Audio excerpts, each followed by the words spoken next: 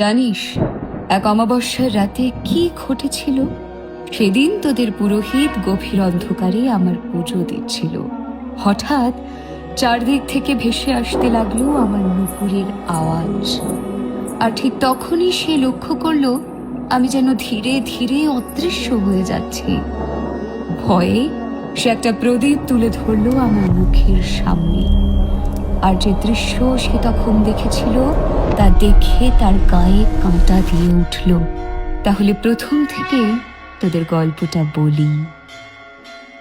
সেদিন সকালে তোদের পুরোহিত বাজারে গিয়েছিল আমার ভোগের সামগ্রী কিনতে। পথে তার সামনে এসে দাঁড়ালো একটি ছোট্ট মেয়ে।